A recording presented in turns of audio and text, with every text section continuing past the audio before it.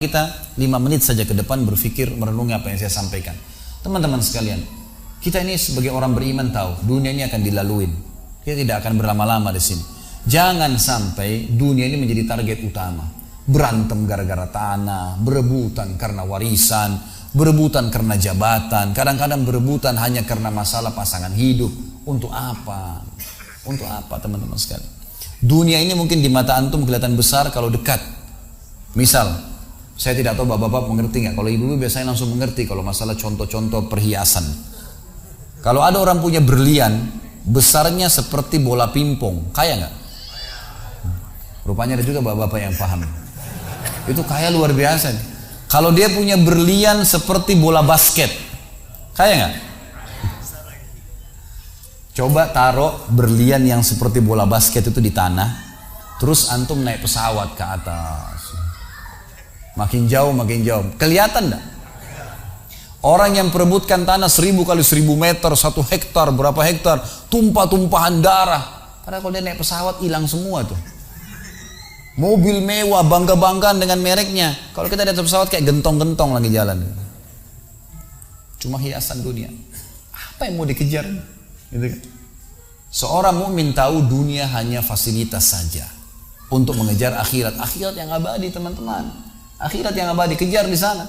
Walad darul akhiratul lahiyal hayawan, kata Allah. Darul akhirah, tempat akhirat adalah kehidupan yang abadi. Di akhirat kata Nabi SAW, kalau seorang mukmin masuk ke dalam surga, tidak ada capek, nggak ada gangguan orang, nggak ada sedih, nggak ada penyakit, nggak ada buang air besar, nggak ada buang air kecil.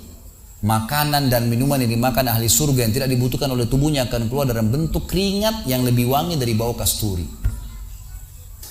Gak ada lagi masa tua, gak ada masa anak-anak. Semuanya berumur 33 tahun. Dan semua laki-laki akan kembali kepada poster ayahnya Adam 60 siku ke langit 27,5 meter. Dan semua perempuan kembali kepada poster ibunya Hawa 40 siku ke langit 17,5 meter. Nggak lebih ya daripada itu, dan tidak pendek tidak tinggi. Jadi teman-teman yang pendek nggak usah khawatir. Ini cuma dunia. Sampai orang beriman pun tahu kalau ada orang lahir dalam kondisi fisiknya luar biasa, matanya buta, telinganya tuli, tangannya, kakinya semua putus, gitu kan? Itu tetap bagi orang beriman punya nilai. Karena itu cuma dunia. Begitu dia meninggal, jasadnya akan dimakan oleh tanah. Sebagaimana sabda Nabi SAW, semua jasad kalian akan dimakan oleh tanah kecuali tulang ekor kalian yang darinya Allah akan tumbuhkan kalian. Di akhirat ditumbuhkan jasad yang baru. Itu yang akan hidup bersama kita di surga atau di neraka, gitu kan? Jadi ini cuma dunia sebentar. Untuk apa dikejar, teman-teman sekalian? Ingat, Nabi SAW pernah keluar dalam hadis Bukhari dari masjid beliau, kemudian beliau menggambar kotak. Lalu beliau mengatakan, inilah kotak kehidupan manusia. Seperti meja ini misalnya, inilah kotak kehidupan manusia. Lalu Nabi SAW menggaris dari luar kotak, di bawah kaki beliau, digaris, dilewatin kotak ini sampai melewati kotak tengah, di depan, panjang. Lalu kata Nabi SAW, ini angan-angan manusia. Ini angan-angannya. Angan-angannya melampaui kehidupannya. Lebih 500 tahun ke depan, padahal umurnya cuma 60-70. Lalu Nabi SAW menarik dengan tongkatnya dengan keras dari sisi kanan garis kotak, digaris dengan keras sampai terbongkar tanah itu digaris dan memutus garis tengah itu. Lalu beliau mengatakan, dan ini kematian yang akan datang memutus angan-angannya.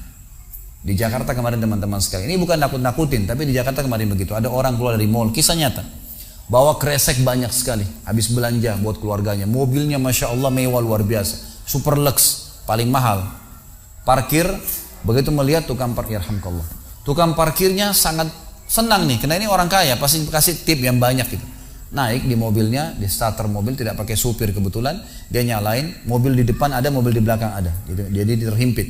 Tiba-tiba orang ini tuh starter mobilnya diinjak gas dengan sangat keras, mundur ke belakang, nabrak mobil di belakang, hancur total. Tukang parkirnya pun tadi jadi marah, Pak, apa nggak lihat, ngambil marah-marah. Tapi anehnya orang ini gasnya terus kencang, gitu ribut, gitu kan? Maka tukang parkir curiga, dibuka pintu, orang itu sudah meninggal dunia. Teman-teman sekalian, pernah nggak orang ini berpikir dia akan mati pada saat keluar dari mall? Kalau dia tahu dia tidak bakal keluar ke mall tuh.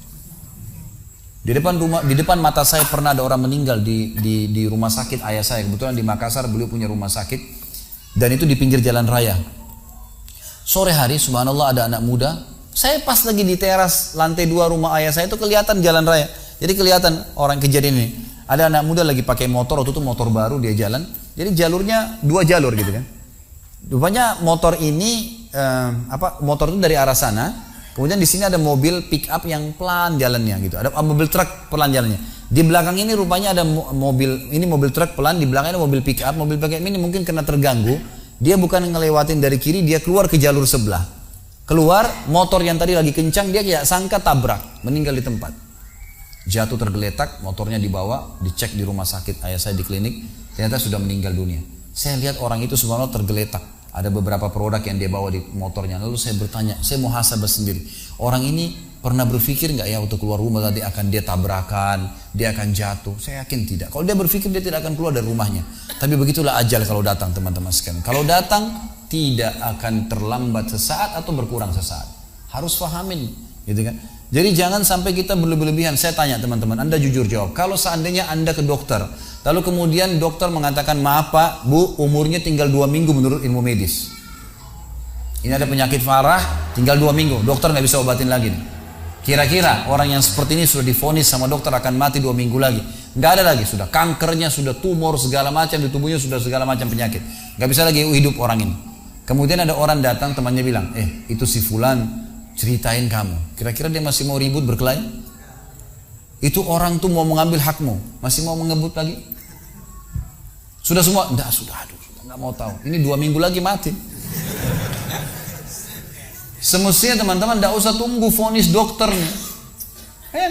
Siapa yang bisa jamin sekarang di masjid ini teman-teman ada dari tembok ini tiba-tiba malaikat maut, saya lihat antum tidak lihat, orang roh saya tinggal dikenang. Khalid Basalamah pernah ceramah, selesai. Dan Anda juga bisa begitu setiap saat. Bagaimana orang bisa tenang nih dalam kemaksiatan kepada Allah sementara setiap saat malaikat maut bisa datang jemput dia dan ada hisab semuanya. Ini bahaya sekali. Baik, saya pernah mengadakan pelatihan teman-teman sekalian di masjid yang besar. Masya Allah mungkin seperti ini malah lebih besar. Lantai 2 juga seperti ini dan penuh. Di lantai 2 itu ada banyak ibu-ibu akhwatnya. Saya bicara masalah kematian selama 2 jam materi lengkap. Kemudian setelah itu sebelumnya saya bilang sama panitia tolong supaya lebih hidup suasananya, siapkan kebutuhan jenazah, meja, kain kafan, sama menyan-menyannya semua. Kemudian di sebelah masjid buatin liang lahat. Baik Ustaz, dibuatlah. Selesai saya ceramah 2 jam, saya bilang, Bapak Ibu sekalian, saya mau ajak Anda 5 menit coba menjadi jenazah. Ada yang mau? Sempat ada yang angkat tangan depan saya. Kebetulan ini teman kita ini, saudara kita tukang batu. Adiknya dia kembar anak SMA sering ikut pengajian saya gitu. Dia hadir juga. Dia bilang, saya Ustaz. Baik, silahkan. Pak, saya minta tolong satu hal ya. Kalau Bapak naik nanti di atas meja ini, dibungkus dengan kain kafan oleh panitia, tutup mata Anda dan bayangkan Anda sudah mati dan dengarkan apa yang saya ucapkan. Baik Ustaz, baik. Saya juga bilang sama panitia di atas masjid waktu itu, ibu-ibu, silakan kalau ibu mau coba, panitia tolong bantu. Saya sudah pandu waktu sebelum pengajian. Ringkasnya adalah dia naik. Subhanallah, begitu dia naik, Bapak Ibu sekalian, orang ini naik di atas meja, begitu tutup matanya dan ditempelin kain kafan di pipinya. Ini kain kafan asli kita beli. Ditempel di pipinya, langsung dia nangis dia, terisak-isak. Lalu kemudian panitia taruh tangannya di dadanya, harus dibungkus gitu kan. Lalu saya bilang, Pak, coba renungin sekarang Anda sudah mati dan hiruk-pikuk di masjid ini ada orang nangis. Kebetulan adiknya dia yang kembar ini murid saya duduk di sebelah kiri kanannya dan membayangkan benar kakaknya meninggal. Mereka betul-betul menangis gitu. Ada jemaah-jemaah juga yang lain pada nangis. Saya bilang hiruk-pikuk masjid ini yang sedang menangis, ada yang sedang ngobrol, ini anggap di rumah Anda pada saat Anda meninggal dunia. Dan Anda tidak bisa protes. Gak bisa bilang saya tidak mau, jangan ribut, gak bisa lagi. Udah. Panitia pun menaruh tangan kanan di atas tangan kiri, kita nggak bisa protes taruh di dada. Dibungkus dengan kain kafan pun nggak bisa. Baik, Pak, bayangkan semua peluang amal saleh yang semestinya Anda bisa kerjakan, sholat malam, sedekah bakti dengan orang tua, baca Quran, sholat berjamaah, yang Anda sia-siakan dan Anda menyesal kenapa tidak kerjakan sekarang. Dan bayangkan semua peluang dosa yang Anda tidak sia-siakan. Kesempatan zina, berzina, kesempatan dusta-dusta, kesempatan riba-riba, semua dikerjakan. Dan Anda tidak sempat taubat dan Allah akan hukum Anda sekarang. Itu Bapak Ibu sekalian, saya tidak karang-karang dia sampai nangis Bapak ini. Terus dia nangis. Lalu saya bilang, tolong panitia datangkan geranda jenazah. Datangkan. Baik Pak, sebentar lagi kami akan angkat badan Anda di geranda ini dan kami akan bawa Anda ke liang lahat sebelah masjid. Gitu kan. Diangkatlah dia. Saya bilang, Pak, renungin, resapi tubuh Anda kesentuh dengan geranda ini. Gitu kan. Ditutuplah lalu dipikul. Lalu saya pandu pakai mic, saya bilang, Pak, inilah detik-detik terakhir Anda bersama kami. Terus sesalin perbuatan-perbuatan dosa yang Anda pernah lakukan, peluang-peluang ibadah yang Anda sia-siakan. Sampai tiba di luar masjid, saya turun ke liang lahat, saya buatin sendiri tanah, kemudian saya buatin gubernur, lalu diturunkan dia. Setelah diturunkan, saya suruh tutup matanya, kemudian ditutup dengan kain. Saya keluar, lalu saya pakai mic, saya bilang, Pak, buka matanya. Inilah rumah Anda sekarang. Walaupun rumah Anda 1000 kali 1000 meter di dunia, kembali ke 1 kali 2 meter. Ini tempat Anda sekarang. Dan sebentar lagi malaikat akan datang menanyakan kepada Anda pertanyaan-pertanyaan yang Anda sudah tahu. Selesai. Berapa mungkin sekitar hitungan detik. Ini semua proses kurang dari 5 menit teman-teman sekalian. Lalu saya bilang, buka. Dibuka kain tersebut. Lalu saya bilang, teman panitia bantu. Bapak ini keluar. Keluar dia. Waktu dia keluar dari kuburan, liang lahat itu teman-teman, sempoyongan. Kayak orang yang sudah pusing gitu. Keluar. Kemudian saya bawa ke masjid. Saya pegang tangannya masuk ke masjid. Duduk. Lalu saya kasih mic. Pak, tolong ceritakan pengalamannya kepada jemaah jadi jenazah 5 menit. Itu dia pegang mic, gemetaran. Ustaz, saya tobat. Saya durhaka sama orang tua. Saya nggak sholat. Saya begini. Ini dia lupain, ada ribuan jemaah depannya nih. Dia nangis-nangis. Sebutin semua kesalahannya. Semua pada banyak ikut nangis. Dia kayak orang ketakutan betul. Gitu kan. Baik, selesai. Saya panggil siapa lagi yang mau coba? 2, 3, 4 orang. Rata-rata semua begitu keadaannya. Gitu kan. Alhamdulillah mereka sadar seketika pada saat itu. Lalu kemudian saya bilang, penutupan, ada bahkan ibu-ibu yang coba di atas pingsan, ibu itu. Kita bukan nakut-nakutin, tapi memang saya praktekin. Lalu saya bilang begini, Bapak Ibu sekalian, sebagai penutup acara saya bilang pada saat itu, bahwasanya ini hanya praktek jadi jenazah. Tapi ini ya akan datang satu waktu Anda dibungkus kain kafan tidak bisa kembali lagi. Sekarang masih bisa kembali beramal soleh. Dan ini pernah diperingatkan oleh Hasan Basri rahimahullah. Beliau pernah ngantar jenazah diikuti oleh seseorang. Lalu Hasan Basri tanya, wahai fulan, kalau seandainya jenazah ini tiba-tiba hidup sekarang, apa yang dia kerjakan? Kata orang ini, tentu dia akan sholat, dia akan puasa, dia akan ngaji, dia akan kerjakan ibadah-ibadah. Kata Hasan Basri, kenapa? Dia bilang karena dia sudah mati, dia tahu nilainya ibadah itu. Kata Hasan Basri, yang kau ucapkan benar, tapi di depan matamu ini tidak bisa hidup lagi. Kamu sekarang masih hidup, kerjakan seperti dia kalau dia hidup. Jangan tunggu itu, gitu kan? Ingat teman-teman, pujian teman, ancaman teman, atau orang sekitar kita, hanya sepanjang lidahnya.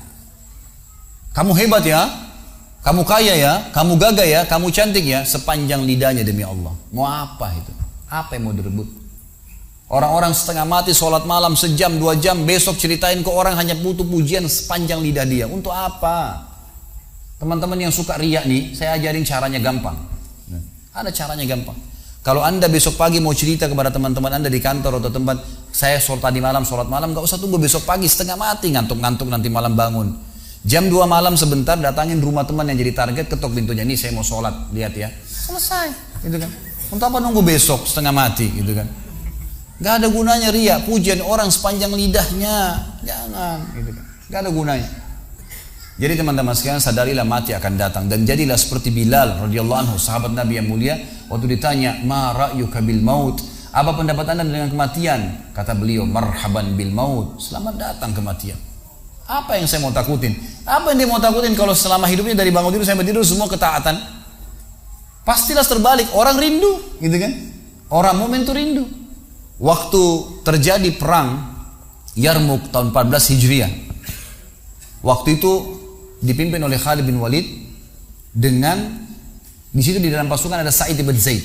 Sa'id bin Zaid salah satu yang dijamin masuk surga. Teman-teman bisa nonton serialnya di website di www.khalidbasalama.com, ada serial sahabat. Saya ceritakan di situ ceritanya. Jadi kata Sa'id bin Zaid, waktu kami berhadapan dengan pasukan Bizantium, Romawi, Nasrani ini, mereka jumlahnya 120.000 orang, dipimpin oleh pendeta-pendeta dengan salib-salib yang besar dari emas. Lalu mereka memukul pedang-pedang mereka di perisai mereka sambil melantunkan yel-yel mereka sehingga membuat kami pun sempat nyali kami ciut, gitu kata Sa'id bin Zaid. Lalu subhanallah, datanglah Abu Ubaidah bin Jarrah, pimpinan perang yang lain, mengatakan, ya muslimin beginilah, begitulah, semangatlah, pahala jihad disampaikan. Lalu tiba-tiba ada satu orang yang membakar semangat kami. Satu orang, dia datang mengatakan, wahai Abu Ubaidah, pimpinannya, wahai Abu Ubaidah, saya sekarang sudah tidak sabar, mau mati syahid, saya mau masuk sekarang ke sana. Gitu kan. Ada pesanmu untuk Rasulullah SAW? Ada pesan tidak untuk Nabi? Saya sudah tahu saya akan mati nih. Kata Abu Ubaidah, sampaikan salam kami dan kami memperjuangkan agamanya. Orang itu pun masuk ke musuh sendirian, menembus musuh tersebut sampai mati syahid. Kata Sa'id bin Zaid, Suatu saya lihat semangatnya orang tersebut dan tahu yakin dengan janji Allah benar, maka saya loncat dari kuda saya lalu saya tunduk, kemudian saya membaca Allahu Akbar lalu saya menyerang musuh. Semenjak itu rasa takut saya hilang dan akhirnya kami memenangkan peperangan. Jadi memang teman-teman sekalian, mati itu akan dilaluin dan memang mati sebuah pintu, kita harus laluin. Tanpa mati tidak bisa. Tapi orang beriman tahu mati itu justru kebahagiaan buat dia, karena semua yang bertahun-tahun dia kerjakan dia akan panen di sana. Semua kehidupan abadi ada di sana, maka dia rindu dengan mati. Tidak perlu takut, gitu kan? Toh akan datang. Jadi harusnya difahami masalah-masalah seperti ini. Baik teman-teman sekalian, kita tutup dengan sebuah kisah yang kita rangkumkan insya Allah tentang masalah orang kalau bertakwa kepada Allah.